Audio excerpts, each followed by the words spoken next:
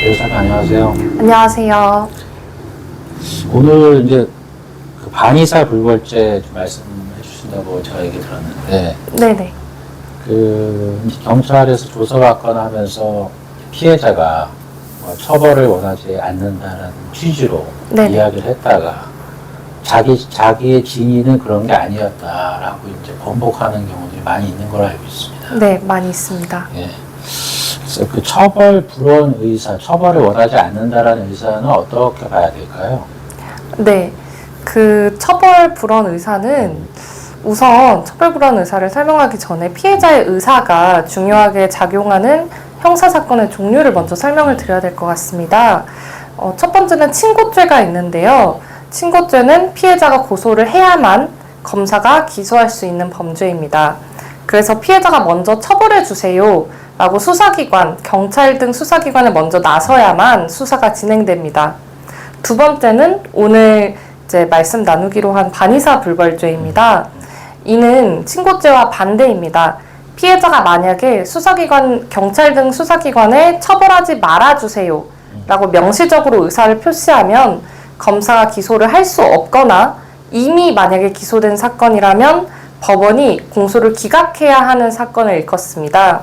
쉽게 말하면 반의사불벌죄는 피해자가 처벌 원하지 않아요 라고 말하는 순간 국가의 형사처벌 기능이 멈춰버리는 범죄이고, 처벌 불원 의사는 이러한 반의사불벌죄에서 피해자가 말하는 이 처벌 원하지 않아요 라는 의사표시를 말합니다.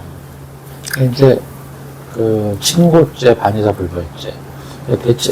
대체로 과거에는 이제 친고죄를 성범죄와 관련된 범죄들이 친고죄가 많이 있었는데, 대부분 이제 많이 그 친고죄에서 탈피해서 네. 국가가 고소 여부와 상관없이 형벌권 행사하는 범죄가 많이 바뀌어 있고, 지금 아마 친고죄로 우리가 가장 머릿속에 떠올리는 게 한 모욕죄 정도일 것 같으네요. 네, 맞습니다. 그리고 이제 반의사 불벌죄는 지금 상당히 이제 많이 남아 있는데, 대표적인 게 지금 이제 뭐 명예훼손죄라든지 네. 이제 그런 범죄들이, 폭행죄, 뭐 과실치상죄 이런 것들이 있을 것 같습니다. 그래서 그 현재 있는 반의사 불벌죄로는 어떤 게 있을지 좀 자세히 말씀해 주십시오. 네, 방금 대표 변호사님께서 말씀해 주신 것처럼 폭행죄, 과실치상죄, 협박죄, 명예훼손죄, 그리고 교통사고 처리 특례법, 흔히 교특법이라고 하죠. 여기에 따라서 차를 치거나 교특법에 따른 재물손괴, 그리고 교특법에 따른 업무상 과실치상, 즉 사람을 치는 경우도 모두 반의사 불벌죄에 해당합니다. 또 근로기준법 위반으로 임금체불 사건에서 만약에 근로자가 처벌을 원하지 않는다라고 말하면 그 고용주가 임금체불 사건에서 처벌을 당하지 않고요. 이런 범죄들이 모두 반의사 불벌죄에 해당한다고 볼 수 있겠습니다.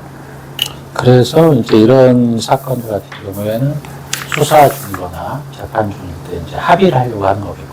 그렇죠. 그래서 합의가 굉장히 중요합니다. 만약에 합의를 통해서 처벌불원 의사가 표시가 된다면 가해자는 처벌을 받지 않기 때문입니다.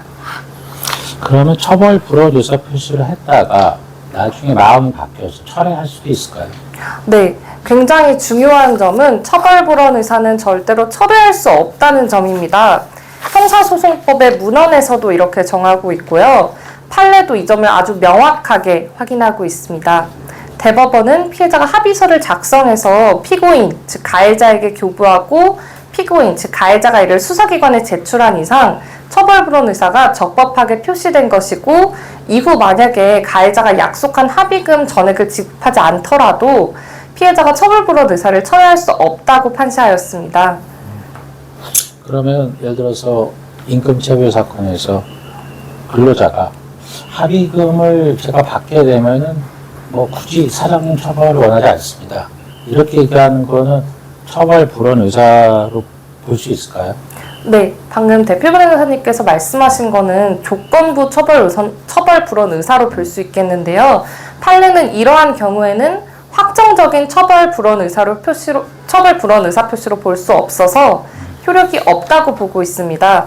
예를 들어서 방금 대표 변호사님께서 말씀하신 것처럼 만약에 이 임금이나 합의금을 지급받으면 처벌을 원치 않는다라고 진술한 경우에는 이는 법적 효력이 없다고 판단한 사례가 굉장히 많이 있습니다. 그럼 이제 조금 그 주의사항을 좀 말씀해 주시죠. 네. 만약에 보통 이제 이런 처벌불원 의사 표시를 하게 되는 반의사 불벌죄 같은 경우에도 피해자는 참고인으로 조사를 받거나 고소인으로 조사를 받는 것이 굉장히 대다수인데요. 이렇게 경찰이나 검찰에서 조사를 받을 때 조서에 처벌불원 의사 표시가 기재되어 있지는 않은지 반드시 확인하셔야 됩니다. 혼자 경찰 조사를 받으시다가 나중에야 저희를 찾아오신 의뢰인분들 중에는 이러한 안타까운 사례도 있었습니다. 경찰관이 조사 도중 피의자의 처벌을 원하시나요? 라고 물어봅니다. 피해자 입장에서는 아직 합의가 안 됐으니까 처벌을 원합니다. 라고 대답하려고 했는데 경찰관이 합의가 되면 처벌 원하지 않으시죠? 라고 유도하듯이 물어보고 피해자가 합의가 되면 이라고 애매하게 대답했는데 조서에는 처벌을 원하지 않습니다. 라고 깔끔하게 기재되어 있는 경우가 있습니다. 이 순간 조서에 기재가 됨으로써 처벌불원 의사표시가 완성됩니다. 그리고 이것은 절대 돌이킬 수 없습니다. 그러면 그 피해자 입장에서 어떻게 하는 게 좋을까요?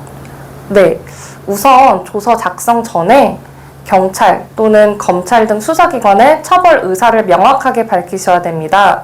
조사를 받기 전에 저는 처벌을 원합니다. 또는 아직 합의가 되지 않았으므로 처벌을 원합니다. 라고 명확하게 말씀하시면 좋겠습니다. 두 번째로 조서를 처음부터 끝까지 직접 읽으셔야 됩니다. 경찰 조사 말미에 진술한 대로 기재되어 있습니까? 라고 물어보면 절대로 대충 넘기시면 안 됩니다. 특히 처벌 의사 관련 부분을 반드시 찾아서 확인하셔야 됩니다. 조서 어딘가에 처벌을 원하지 않습니다. 또는 그와 유사한 의미의 문구가 들어가 있지는 않은지 꼼꼼히 살펴보셔야 됩니다. 그리고 잘못 기재된 부분은 즉시 수정을 요청하셔야 됩니다. 만약 조서에 자신의 진술과 다른 내용이 기재되어 있다면 서명하기 전에 반드시 수정을 요청하셔야 됩니다. 형소법 48조에 따라 진술자는 조서에 대해 추가, 삭제, 변경을 청구할 권리가 있습니다. 또 마지막으로 합의서 작성 시에도 주의하셔야 됩니다. 가해자 측에서 합의서를 가져왔을 때 합의서에 처벌을 원하지 않는다 또는 민형사상 일체의 이의를 제기하지 않겠습니다 라는 문구가 있다면 이 합의서를 가해자가 수사기관이나 법원에 제출하는 순간 처벌불원 의사가 표시된 것으로 인정될 수 있습니다. 합의금을 실제로 받기 전에는 이런 문구가 담긴 합의서를 절대로 먼저 써주시면 안 됩니다. 그렇군요. 오늘 굉장히 중요한 말씀 많이 해주셨는데 좀 정리를 해주시죠. 네. 한번 표시된 처벌불원 의사는 절대로 철회될 수 없습니다. 경찰 조사 시 또는 가해자와의 합의서 작성 시 도움이 필요하시다면 네이버에서 법무법인 제휴를 찾아주시거나 02-561-7007로 전화주세요. 혹시 모를 문제가 생기지 않도록 저희가 도와드리겠습니다. 오늘 영상이 도움되셨다면 좋아요와 구독, 알림 설정까지 부탁드리겠습니다. 감사합니다.